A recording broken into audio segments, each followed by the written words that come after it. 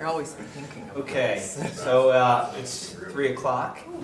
So welcome to Study Hall with Tom. So feel free now. I want credit for that. I know it is. We'll give Phil credit for that. Good afternoon, everyone. My name is Tom Ryan. I'm the director of IT at Rutgers University in Camden, New Jersey.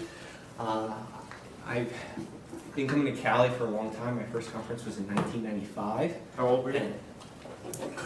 I'm not answering that question. But I was a teenager. Anyway, so we used to have technical tracks that obviously the conference has changed over the years, and so I don't do a lot of technical work anymore as a director, but I have recently been playing with Puppeteer, and I'm going to start with telling all of you that I am in no means an expert at Puppeteer, but I hope that what we cover today will give everyone some ideas of how they can use Puppeteer to do some of the things that they're doing better. Obviously, I've written on the screen, and you can read it yourself. I will tell you that for those of you that don't know, Puppeteer, not to be confused with Puppet, which is a system management platform. So if any of you are in here hoping to get a talk about that, it's not that. It's Conditional Automation by Google. So this is not for you to read. This is from Google's website. It just tells you lots of different things that you can do with Puppeteer, right? And basically the reason why I put all that text up on the screen was just to illustrate to you that it's all kinds of things that you can do with it. So you can, if you want to read it, you can read it now, but you don't have to. If you just Google Puppeteer, is like the first link that comes up, especially since Google owns the search engine. You get that as the first link. So how do you install Puppeteer? It's very easy.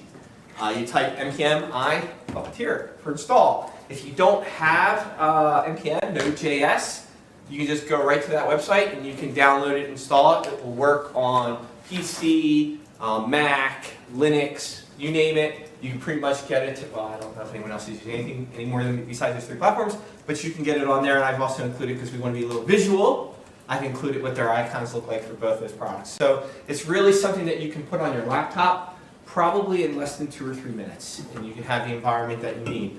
The other thing that's really nice is there's a lot of great examples. Now, how do you use it, right? So there's actually 2 Chrome extensions, I believe they're also available for Firefox there, that allow you to basically record within the browser.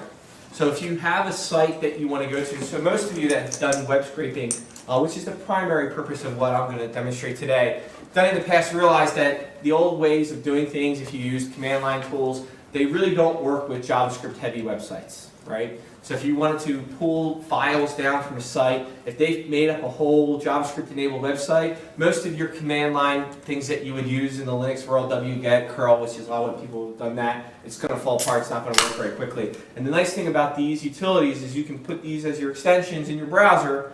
You can then run, you start up your browser, you hit the record button, you start clicking through what you want to get to, and it will record all of those actions. And then once you have that action file, you can copy and paste it right, save it, and rerun that script and have the system do it for you in the past. And then you can make changes to it and everything else. And you can see, for any of you that are familiar with Node.js, this is what it defaults up, tells you how to invoke it. Very, very simple to use, very easy to use, but they're not perfect, right? So if you want to get a little bit more involved, it's a great start. So I found when I was using it, it was a great thing to get me 90% of the way there.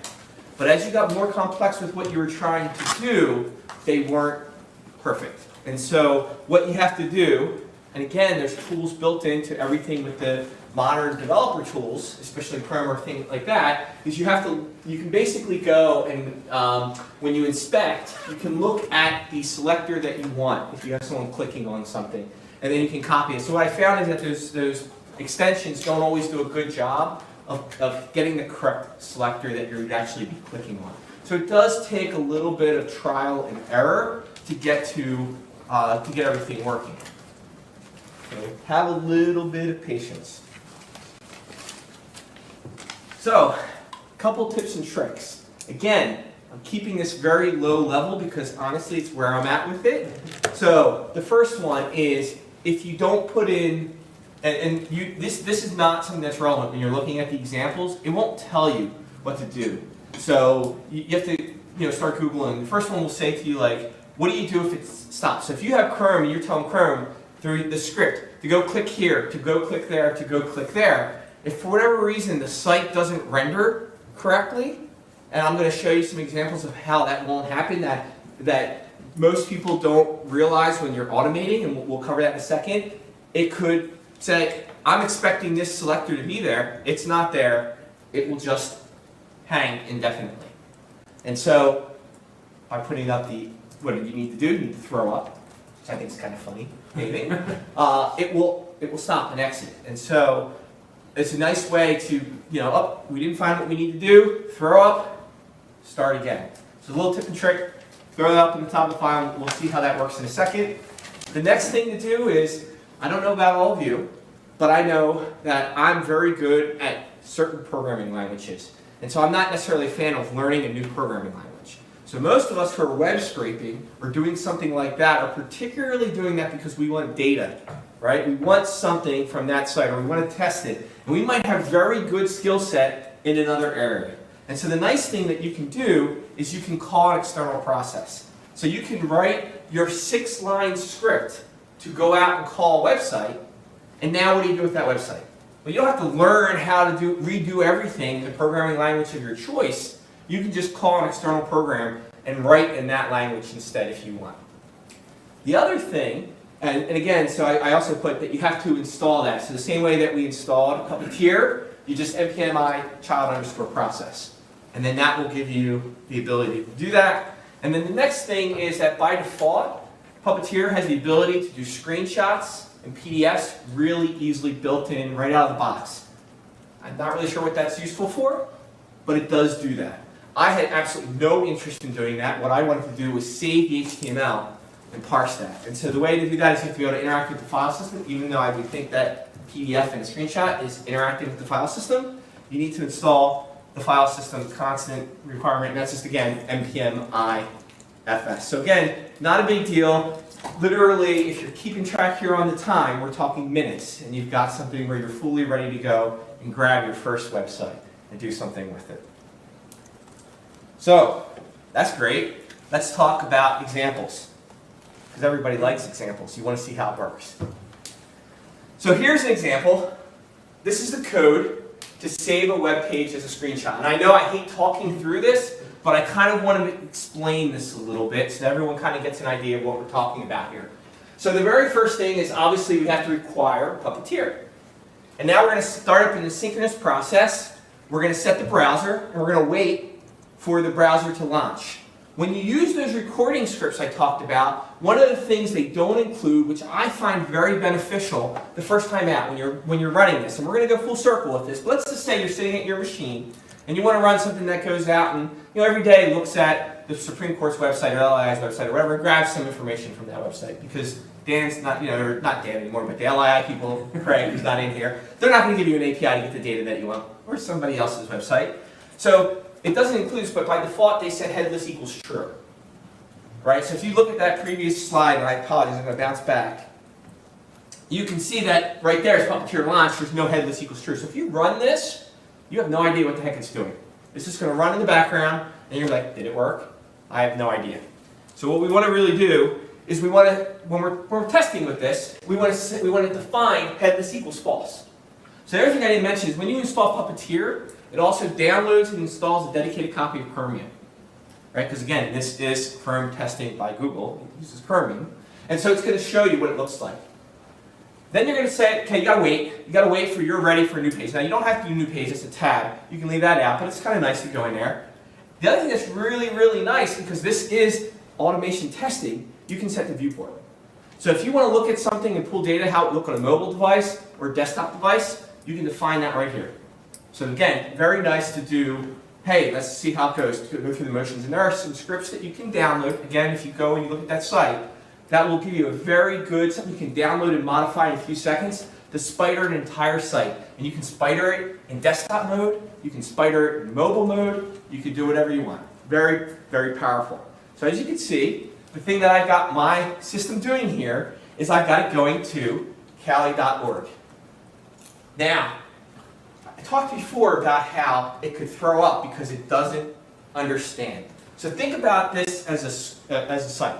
So let's say that you wanted to load Cali, and then you wanted to click on a menu and click on a sub-item. If you don't do waits in your language, and Cali's website, or any website, takes too long to respond, and oh, by the way, even though they're all fast, they can take too long to respond, that selector, when it goes to that next action, won't be there. And so the script will fail.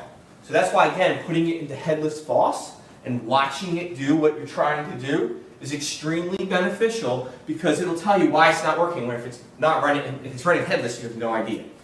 And then in this case, once that page loads, and I'm saving it as a screenshot, and then I'm closing the browser. And that's it. That's all I'm doing. And so what we're going to do here is we're going to run the thing, which I believe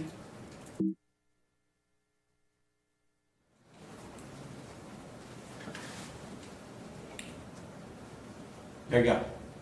Simple, right? Everybody saw what happened, came up, did the thing, saved the page. If we go over here, whoops, I clicked the wrong thing, my bad. There's the PNG, right? So you saw how quick that was. Real simple, real easy. Loaded the site, loaded it in desktop mode, took a snapshot of it, and that's it. And if I change that headless to true, you would not even see anything, it would just happen in the background. Very, very, very simple. Here's one. A lot more code. Don't expect you all to read this. I highlighted the parts that are different now than the last time. These are with the tips and tricks I talked about added in. So the first tip and trick that I've got is I've now called a file system. I'm also using child processes so I can run external programs. Now, instead of waiting for 2,000 milliseconds, I'm also waiting for page content. I'm waiting until the thing thinks all the page content is there. You might think that's a fix, and I'll get everything, and it won't, because a lot of sites are using Ajax to load after the fact. You don't really realize that when you're looking at a site. Well, guess what? They don't know that. You got to wait. So then once it does that, it's writing it to an HTML file, and then I just have it execing, like calling the external program more. Everybody knows what more is. Kali HTML. Same thing. Really don't need to demo that. Real simple. It's called the page. It now has an HTML, and I'm calling an external program across that HTML. Right? Simple. Easy. I'm going to be done way before an hour here, John. we're going to get out early. We are going to transition to the study hall with Tom. All right, so now we're going to do a little bit more a demo. Well, maybe you could teach us some Regex. Yeah, I'm trying to look at what I got. I had this example full, so we could do like, what this does.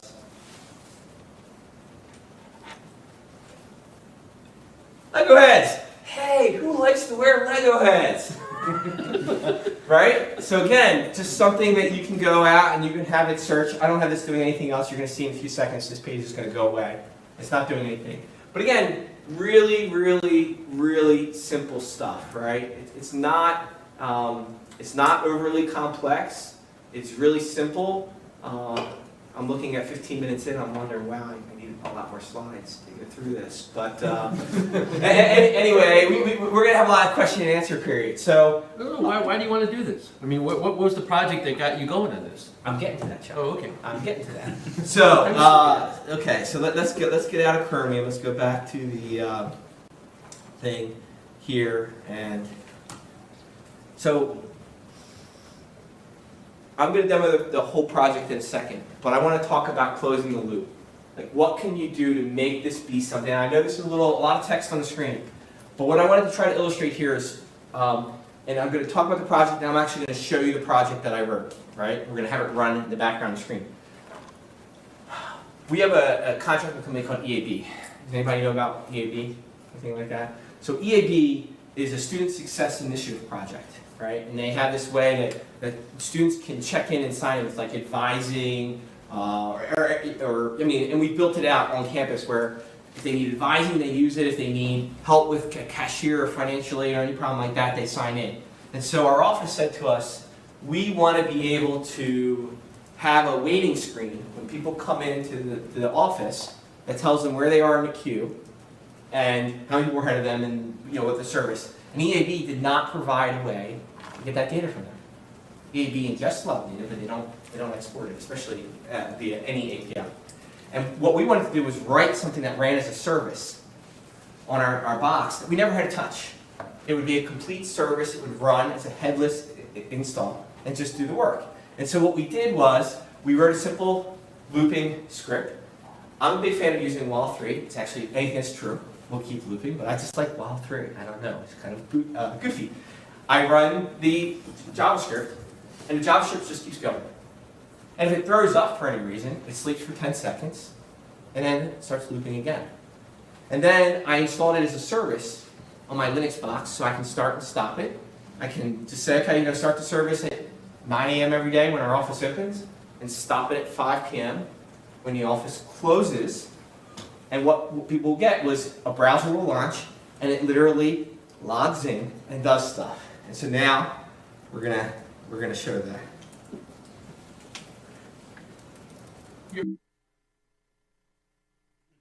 All right, here we go. That's wait a minute. I'm entirely too pleased with myself because It works. I didn't launch the right thing. Where is my script? Uh-oh.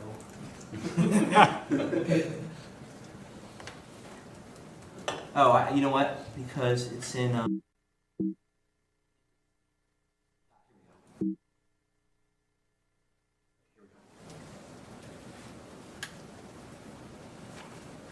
navigates to the website, logs in, clicks on different links, goes in, selects that it's looking for drop-in appointments, people coming in.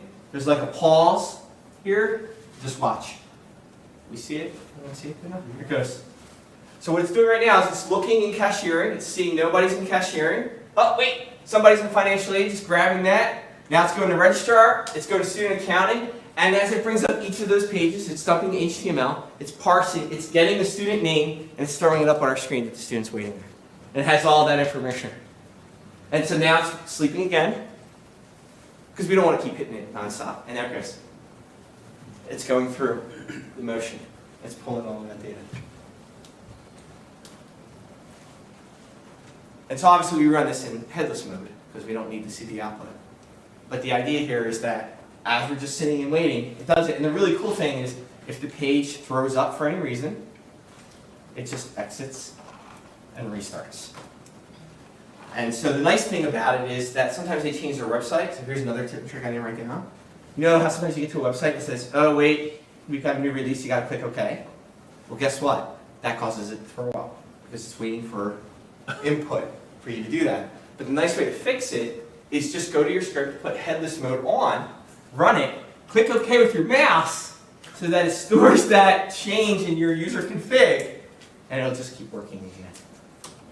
And so I know we're only 20 minutes in. This is probably sort of a lightning round talk, but I think the point that I really wanted to drive home here is that this is something where you could be running in production probably within a day or two and have it doing something that you needed it to do. So if you wanted to have it do, so our web team is now using this to do testing through their websites. And the reason why they're doing that is because we have websites that have different permissions, different design layouts based on your login privileges. And so when you try to do a SHIB login or any type of SSO login, it's very difficult to automate. This makes it very easy to do because it's just, again, form-based. Now you might say, wow, look at this is running, right? If we go back, and you can see I have it logged in that it was saving all the files. Yeah, so security conscious here by not letting you see the password for that account on the screen.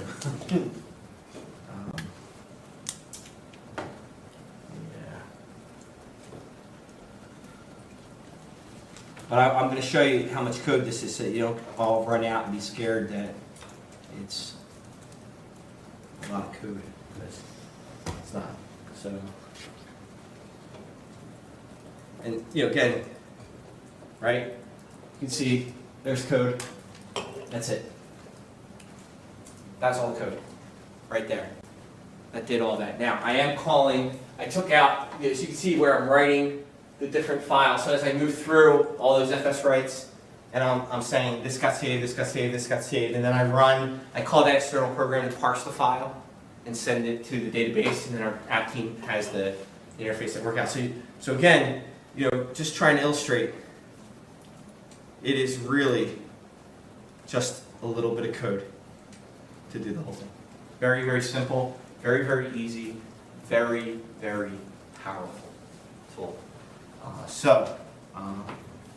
Walking out early, but questions anymore?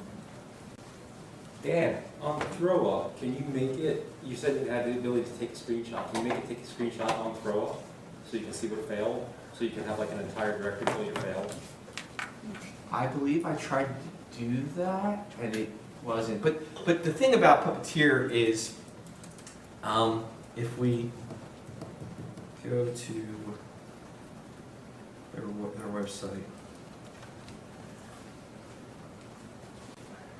there is a link right here for examples, and then there's another larger example list. But just to give you an idea, right? There's all kinds of updates here that you can download, right? There's ones here. There's all these updates that are here. I mean, there's a significant amount. I think there was more.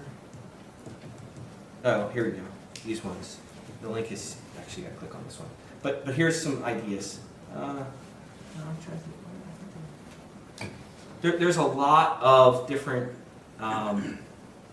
things. I'm just trying. I thought I had I bet if I go and look at the slide, but I'll put the slides up on the thing. There's a great amount. There's actually, I think, in some cases, too much information.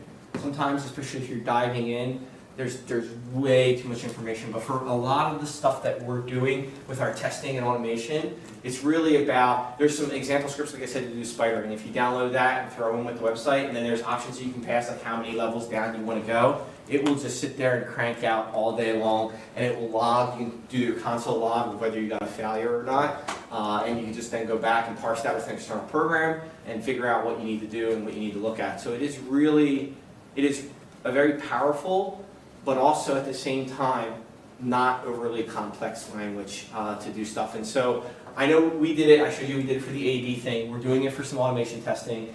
This would be like, I know that the librarians who are scraping data from websites and trying to get data off of them.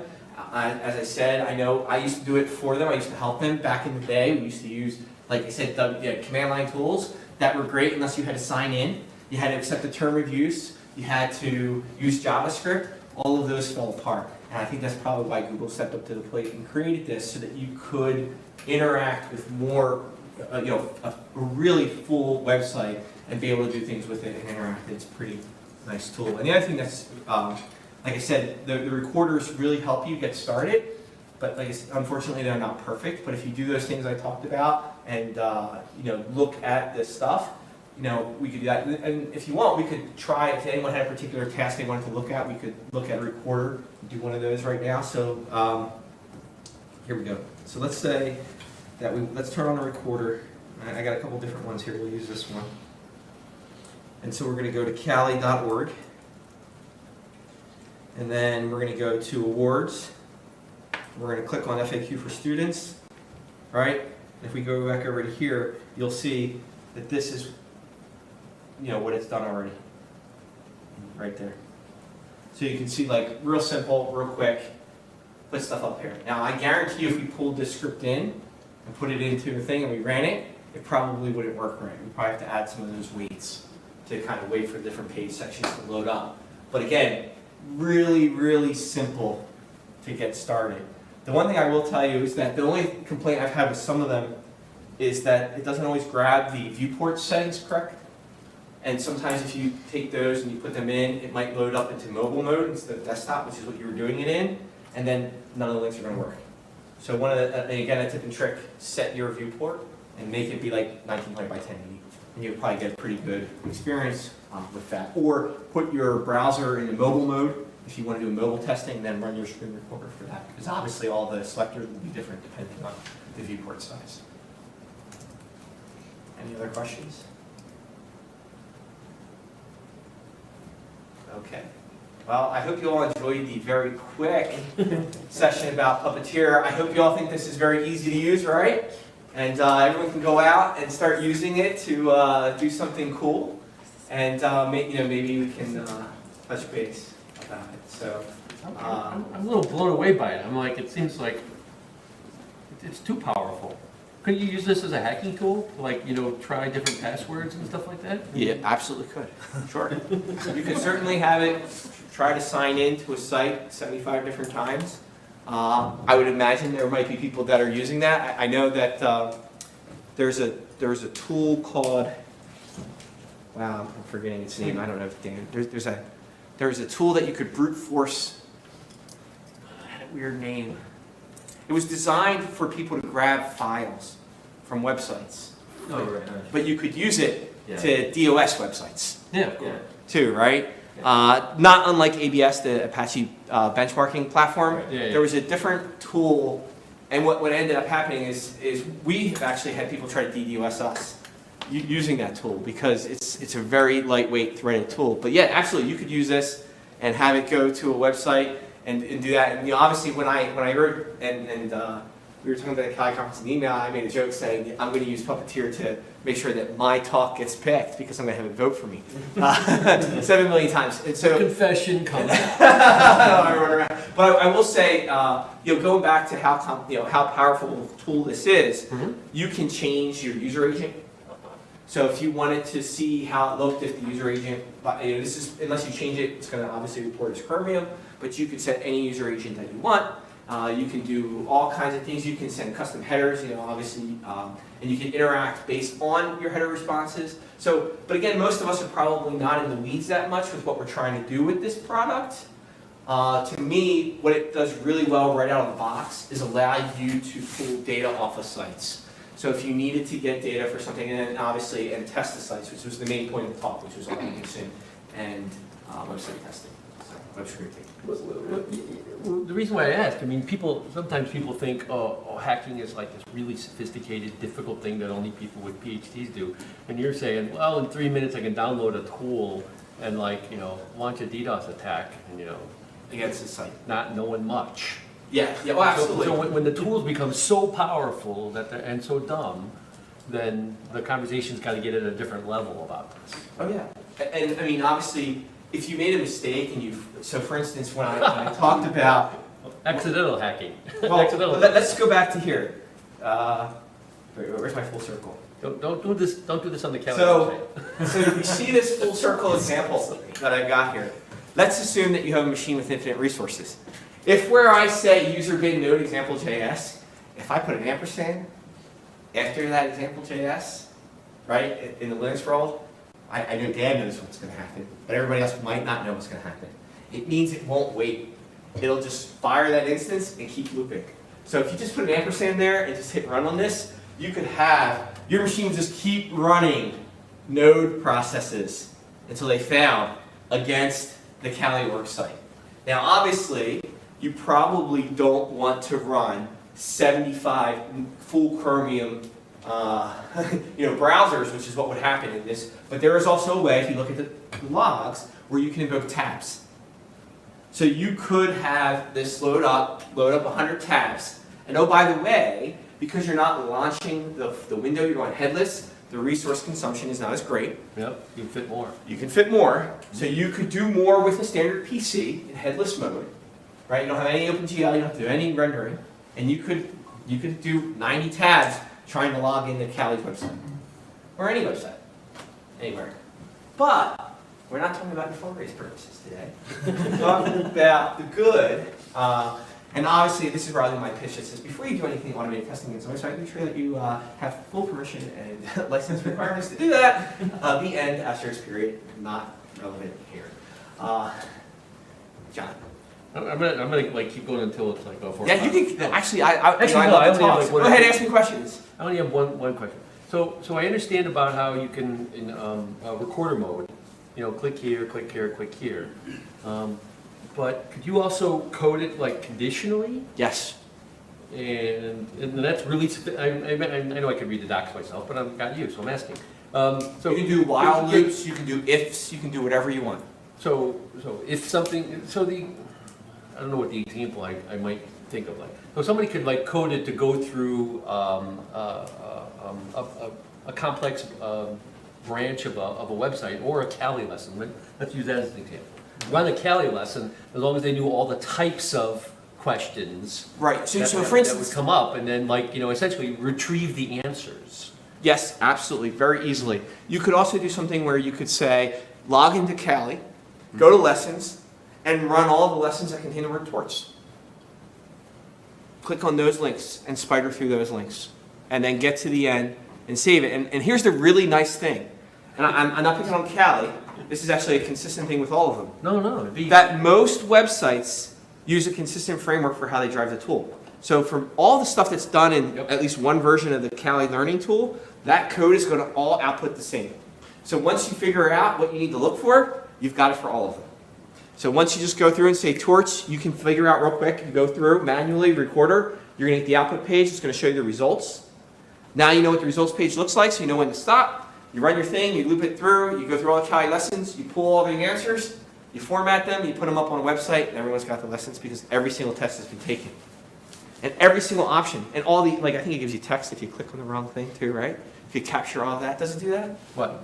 When it has the quizzes, if you pick the wrong answer, doesn't it give you feedback? Yes. Right? You can capture all of that, you can capture everything.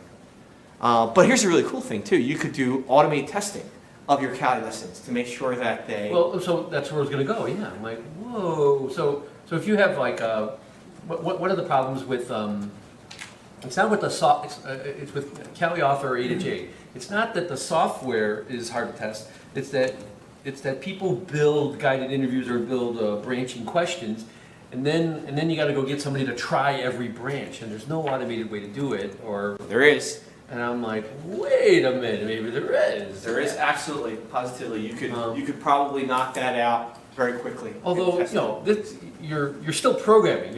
This is almost like meta programming, right? You're programming against a program, or you're writing test tweets, right? Yeah.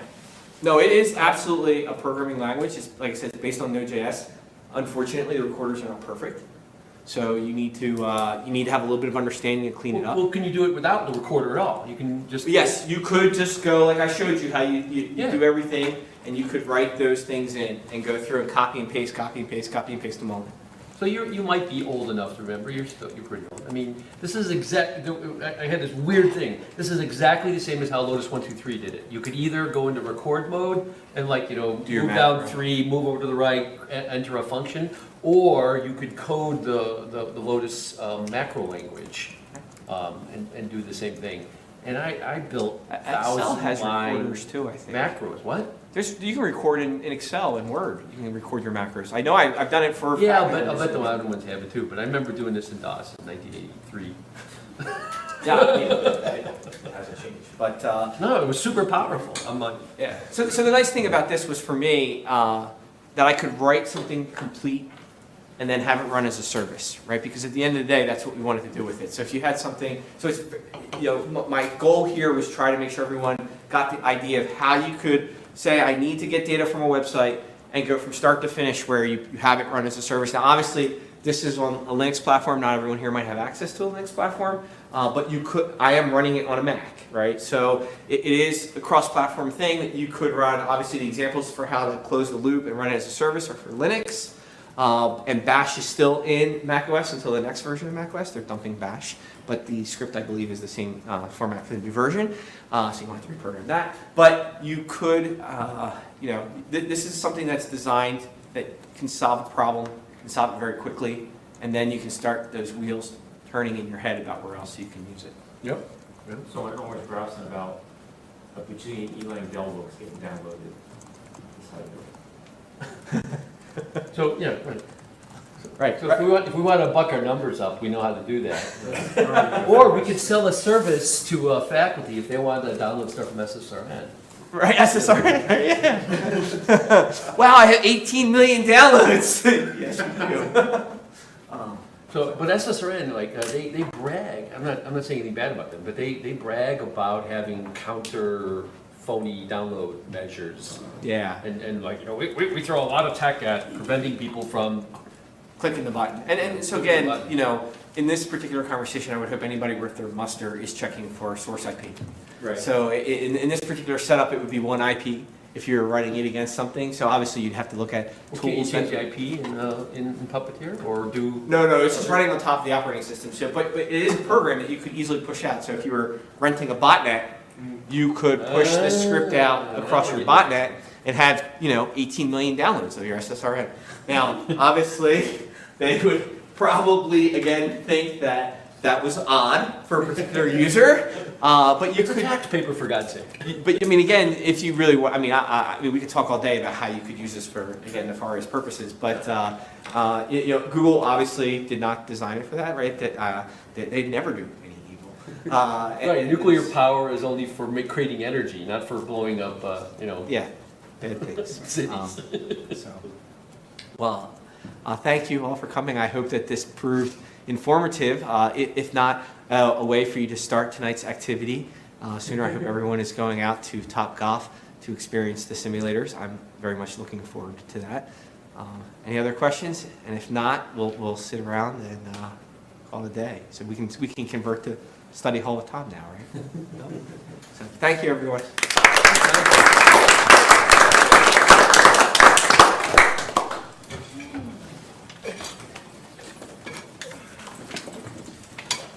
Is it all right if we just go to the bathroom?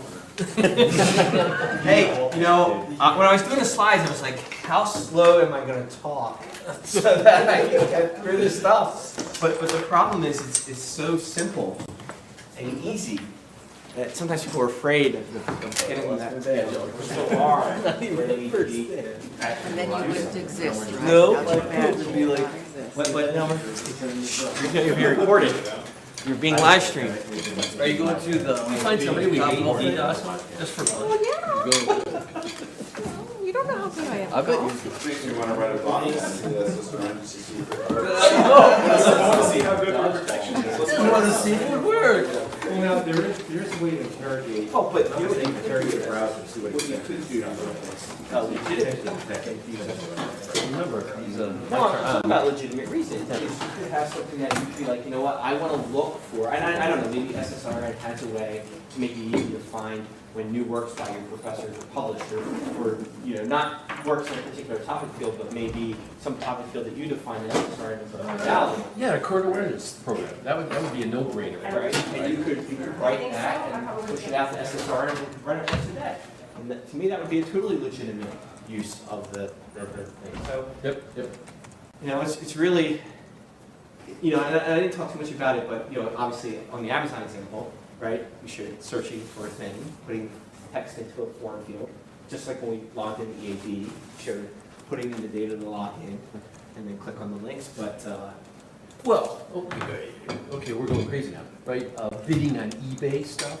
Yes. Could be like a no-brainer, right? If you want to. right, exactly, right, you could have this sit and monitor, and then the nice thing about it is that you could even do, so you could even do something where if you had a multi-head display, you could have, the reason why I do that is because I would like to think that this would fall under like a legitimate, like you were working on one display, Mhm. and on the other display, you were running it non-headless so you could see what it was doing. And then, and the other thing I didn't mention is that you still have control of the browser, even when it's running. So if you have a script, let's say you have it running, But you can make it pause at a certain point? no, but you can interact with it. You can go right into it. So if you had it, let's say you had it searching for eBay, Mhm. right? You could have it searching eBay, and when it found what you wanted, call like an external pop-up to say, hey, John, your stuff's available for you right now. And it'd be up on the screen already. You'd get that visual pop-up, and you just take your mouse and you could go right in and hit buy. Right? So you could, like, even though when I say you're seeing it, it doesn't mean that you can't interact with it. You can put your browser, your keyboard on it, and you can work with it. Mhm. And so you could do something like eBay, where you could say, you know, I want to, or Ticketmaster, right? Because we all know. There we go. Yeah. Ticketmaster is a great example, right? Mhm. They have people who have botnets that are sitting there, and as a user who wants to buy a ticket legitimately for oneself, you could have it sitting there and every second hitting refresh, right? On the page. Yeah, you're speaking right to me, because I've been complaining for the last couple of years about concert prices going up because scalpers are just killing it. So, And so the Ticketmaster, these botnets are actually using this tool, or they're using, or there's other tools? I would change it now, you can't just refresh that, all that bumps you to the back of the line now. Yeah. It's Thank getting God. really- Well, but you can really do timed sophisticated. waits, right? So one of the things that was really cool about wget is wget added a randomizer factor. Yeah. So that you could say like, randomize between 0 and 20 seconds for each link. Right, this will do the same type of thing, right? You could build in randomization factors so that if they're looking for hits from you from every 3 seconds, you could have your thing, 3 seconds, wait 7 seconds, wait 2 seconds, wait 30 seconds, wait, and it would become a lot more difficult for someone to detect that you were doing that, right? I know there are some things that have like, how long you wait for the page to render, they're looking at differences there, so you could change your wait fors. You could do all kinds of things to mask. But the result could be you could use it as a way to maybe get in the door to buy your Ticketmaster tickets, or Hamilton tickets, right? Or anything that goes out like that. So now we're talking about an arms race. Is there any way on the other side to know that somebody's puppeteering you? Well, you have to look at the things that we just talked about evading, like how quickly the refresh links come in. Well, but you can fake the user agent, but there's no other indicators other than behavior, right? Does it look like Chromium that's doing it, or does it look like something else? It looks like Chromium. It's whatever user agent you define. I think the default agent is Chromium, but I think it reports, I think Google Chrome reports as Chromium. I think Right, it's the same right. user agent. So I don't think, to the site, it was just doing a casual It look at just the looks like a logs, browser. Yeah. Right. is gonna see it. Now, obviously, for this EAB script that we have, this runs 8 hours a day, every few seconds, every single day. And they haven't busted our chops, because we told them, we need this functionality, like, yeah, we don't have it. And we're like, well, we're gonna write our own thing, okay. And so they even helped us set up the test account that it logged in. You know, and every few seconds isn't much of a load, so No, why should they it's not. care? Who's the vendor?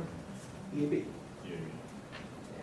But again, it's like, to me, it was like, this is something that's really neat that people could use for different projects that they're doing. Yeah, and it's lightweight. It's lightweight. You wouldn't want to like run payroll on this thing, you know?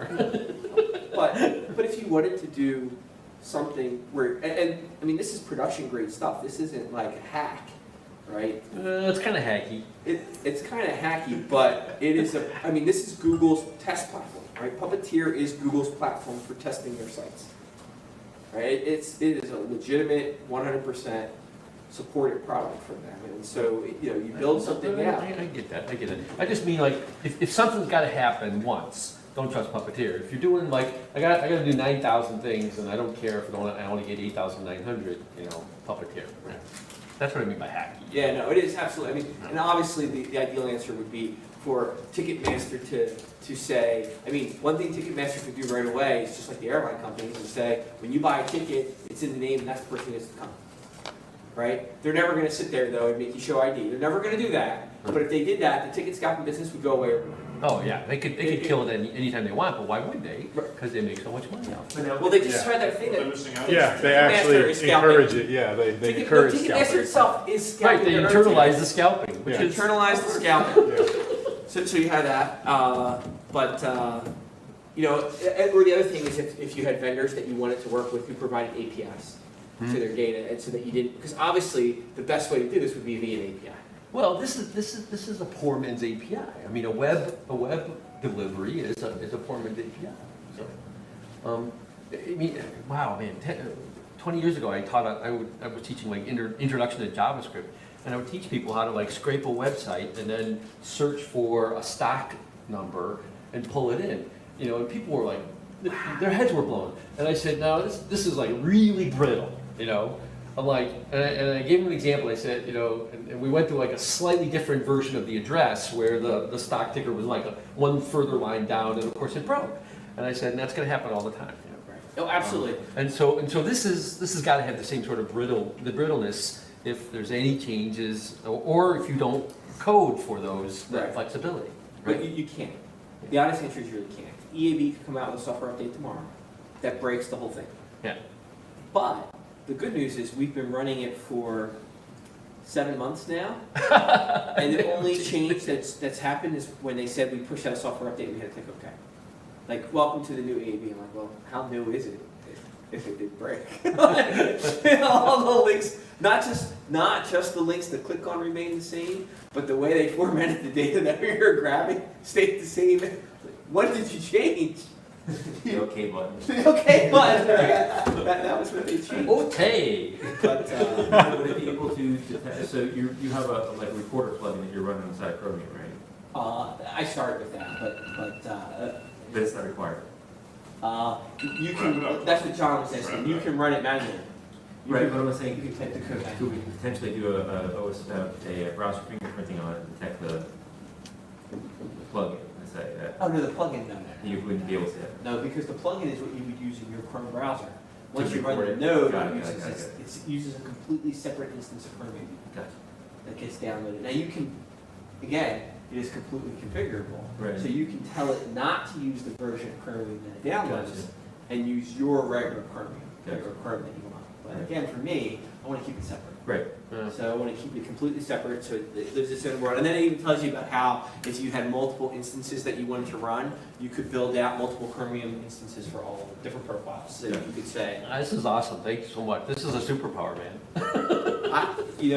I would, I was gonna be checking every A to J. no, No, it's just that, I'm gonna look into it that way because that's a huge problem Well, same that thing. I've always put away and said, you know what, too hard to fix or too expensive to hire somebody to fix. And Well, now I'm like, well, now I think I can like get around on this problem. But no, but we'll have lessons that are broken and broken for what we presume is a while, because nobody ever said is messed Oh, up. God, yeah. You know?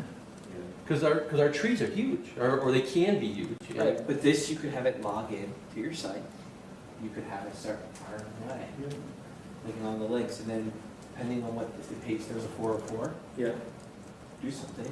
If it doesn't render correctly, like if you know you're Yeah, expecting words to There's gonna be a lot of back and forth of like, did it work, and can we tell? Well, If it that's broke. why I asked her to take a screenshot on the condition being met. Yep. So if there's a 404, take a screenshot here. This is what didn't work when it was. Oh, yeah, so- run through so- the- If the only problem with the throw is if the system doesn't find its next selector. Right. So if you had something where before you threw up, or before you failed on a select, right? So Right. let's say your thing was simple like, call this website, and then wait and click on a link. Well, before you wait and click on a link, you could say, take a screenshot. Right. And then click on the link, and then if it throws up, you've now got the screenshot. Right. If it doesn't throw up and it goes to the next step, delete the screenshot that you There you took go. before. So I've sat with Sam about writing automated testers on Right. telelessons, and it gets hairy fast, Yeah. just because of because of course we're inside the code thinking about how to do this. Right. And I've talked to Vitovi, who are our consultants on E to J, and it gets, they want to write entire test harnesses, which is how they think about it, which is okay, but they're super expensive. I don't know if you know, but Sarah was here, Sarah Smith. Right. And I'm guessing that she understood it enough. Maybe she could write like the test harness for Cali lessons Yeah. as a startup project, Maybe. and as a quality control for these. 'Cause we've got 1,000 lessons now. Even better, we're opening up Cali off the web to law faculty who are going to go out there and write shit lessons which we have they have no way of knowing if they've got dangling conditionals and broken or circular links and all kinds of crap. But if we can hand them this and say run this, and it will come up with a report. Here's all the places where your thing breaks. They'd be like, wow, that was good. Right, especially because the way you build your lessons are very standardized. Right, they're very, very standardized. So you know that when you click on a link, you're expecting to see one of X number of things. It's more than 4. That's the problem. If it's 4, we'd code it. It could be like up to 14, and it could be a little bit combinatorial. Yeah, but So, again, you can have There's it. probably 100 different variations. When you look at the examples, do a really good job with this, and they tell you when you have selectors that you would click on, you can have it spider through and click every selector, and you can fork out and click them that way. You can back, forward. You can do. Like curl or get, what that get does, right? Whether it goes horizontal or vertical. Yeah, you can do the same thing. Yeah. But you can do it with JavaScript, and you can do it with logins and You're cookies. blowing my mind, dude. You're blowing my mind. Well, that's good. I mean, when I was looking at the talk, I finished it yesterday at the airport when I was sitting in the airport. because the checking, here was at 3 o'clock, or whatever. And I was writing, and I got to 13 slides, I was like, wow, I talk too fast, this is like half an hour. And it was half an hour. That's where I got. I was like, but, if I get one, and I blowing read the your mind. description, I'm like, Puppet, oh man, virtual machine. So when you were walking in, I was just making that joke about how this is not to be confused with Puppet, and then you walked in, I was like, okay. I wasn't paying enough attention. No, that's all right. It's my fault. No, that's good. Maybe that's why I blame for everybody else, they weren't reading the description. Right. It's a highly specialized thing, right? A lot of people aren't web scraping anymore, it's not like the days of past. Well, so I wonder now, I mean, it's weird how many times something comes up. But 3 weeks ago, I was talking with Michael Listener Okay, of Court Listener. You know who those guys are? sounds familiar. So all day long, he writes scrapers for court websites to pull opinions and Right, do you should shit. talk to Puppeteer. I don't think he uses Puppeteer. You should be. I'm like, because what he does is, I mean, it's a super specialized skill to write scrapers, but all we would have to do is have like, because he's got to like have a different scraper for every single jurisdiction, Yep. because they all do it slightly differently. But, and so doing it in something like Python or whatever is maintaining a shitload of really weird, brittle code. But this is not. Plus, I don't know how Python responds to pages that are heavy using Ajax JavaScript. I guess it doesn't respond. No idea, no idea. I don't know enough about, We went through, so this is LIS, we went through where we were looking for guidance documents out of regulations. Right? yeah. So, and what you don't realize is that because everybody has little fiefdoms, so we work with FDA, right, because Cave is FDA, so we were working on title with CFR 21. First of all, it's huge. The only thing that's bigger is the tax code, CFR tax code. And so we would go to the FDA's website, and what we discovered was that the guidance documents are in radically different formats depending on who wrote them. There could be a guidance document that's a PowerPoint, it could be a doc file, it could be a PDF, it could be, it could be people do them in. Ooh, so stop there. So can you look inside a PDF and make a decision on? So, unfortunately, what you have to do is save it, Dump it. That's call the still fine. external program, Yeah. run it through an OCR program, then look at the text, Yep. and then make a decision. But you can do all of it. But you still could do that. You absolutely could do that. And like when it decouples it from breaking, because FDA's website was absolutely shite. So you would get into it, and like it was fine if you ran it overnight. You get on it during the day when industry and stuff was in there. It was utterly crap. Then you want the weights to start, So, great. Does LI still looking for guidance documents and regulations, or did that one get tabled? You know. You know what I'm talking Can about? it be both? Okay. Can't we still be doing it and it not be a priority? Okay. I mean, you know. Yeah. So yes, we're still looking for guidance documents, absolutely. You should talk to Tom, right?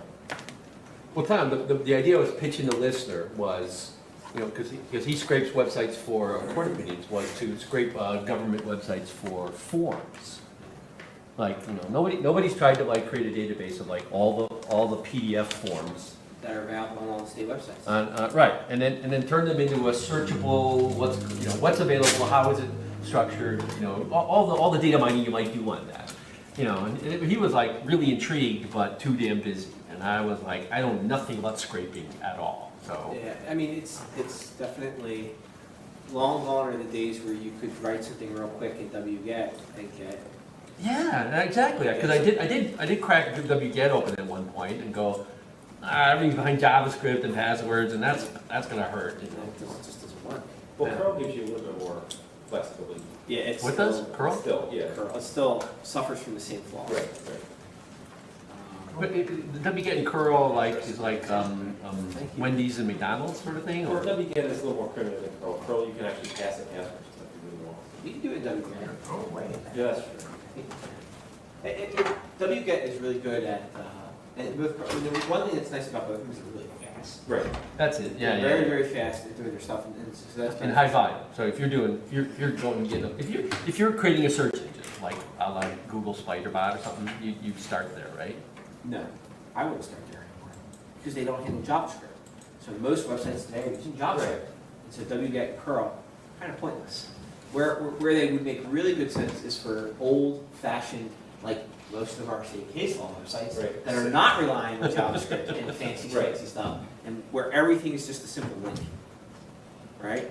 They can spider those sites really quick. Hey. But when you start getting into new stuff that looks pretty, that has fancy stuff, that has Ajax, right? That's the big web apps, yeah. It falls apart. It falls apart very quickly. And so that's why you get stuff like this, where, you know, they've built out these massive, I mean, my guess is based, if you go and you look, so one thing I didn't show is the amount of videos that they've got embedded on that site to talk about. They got one video link that came, was an hour and a half long video, where someone, one of the project engineers at Google is talking about Puppeteer. I could have played that and just said, here you go, we're gonna watch the video, because visual is good. It's a popcorn. It has the popcorn, we're gonna watch the video, but there's a lot of, I mean, but I was afraid that if we went too heavy on how complex, that we would lose people that might just need No, that, that's fine. you know, like simple, like, here's something you can start using No, today. you did tapas, you didn't do a four-course meal. Give us the Tapas is appetizer. still good though. No. That's nice. Yeah. That's pretty good. That's very good. That's fine.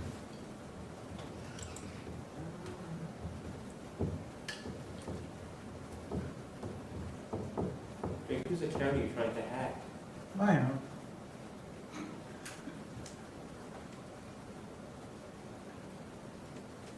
We did Google Slides.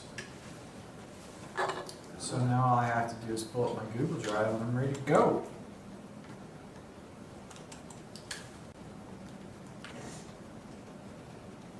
The next one's at 4:30? Oh, yep. So, were you in a previous talk? Or were you lounging? I have been at previous talks today, yes. Oh, okay. If that was your question. Am I'm I sorry, coming from a everyone previous ran talk? half an hour short. No, I figured I should run through my slides at least once, so that, before my presentation, so that's what I was doing. Which, anyone who's thinking about staying, for whom that doesn't sound like a good sign, How many slides do you have? know that I'm very confident. Between Sarah and me, it's a lot of slides, but it's misleading. It's like 60-some slides, but it's 60 not. slides? Wow. But it's because when you do Google Slides, at least I haven't figured out how to animate them as effectively as PowerPoint. Yeah, so you just. So what I do do is bunch you of do them. multiple slides that have the same Content. content and the picture changes or whatever. So it's nowhere That's close. how I do PowerPoint, I never use animations. See, I do animation in PowerPoint, but I've got this deal on Monday. I'm giving a talk on Monday that I volunteered for. We're co-sponsoring a conference up at Cornell Tech. Animation And is they said, well, since you're giving us money, you gotta come talk. It's too, it's. And I said, how much money do we have to give I you so almost that I said don't something have you to don't talk? like that, it's funny. So they sent me all these options and they want me to be on this panel or that panel. I said, no, that's not a good fit. And it really wasn't a good fit. And I said, but I'll do one of these rapid fire things. You got your 5-minute presentation with feedback at a table afterwards. It's exactly perfect for what I'd like to do. Yeah. So he said, great. So we've got this new feature that I'm going to be talking about today. That's going to, and I've actually taken the actual slides from that rapid fire and incorporated them into this. But then I find out Sometimes we have more notice it's than that, but. 20 slides that auto advance every 15 seconds. Oh, yeah. That's the rule. I mean, this just became a lot of work. I've been through it. This went from being like, yeah, I can do 5 minutes. I mean, I've done enough presentations. I used to give PowerPoint presentations for a living Yeah. before law school. So like, I'm like a stand-up comedian. Like, what do you need? 5 minutes, 7 minutes, 12 minutes, an hour? I can do it all. But then when you're like 20 slides, I'm like, that's work, man. That's not okay. Hotline phones in all the rooms. That's when you just spell out the They word don't dial, you just pick it L. Well, the advice Sarah gave me was, she said basically the people that, she went to this conference last year, and she said the people that were most effective were the people that just sort of talked while their slides Sure, went by in the background. kittens in the background. Exactly, just put random shit up. But since I'm essentially trying to demo a website, that's not gonna work. Right. But that's, you know, You could use Puppeteer. those slides are ready, and I've got a 6-hour bus ride to really get my timing down on Sunday, so that'll be all right. Well, But that's fifth of this presentation are those slides that I already know pretty well. Is it gonna happen in 5 minutes, or is it gonna happen? I think it'll probably take a little longer than that because it can, and because I don't have a lot of other material, and because,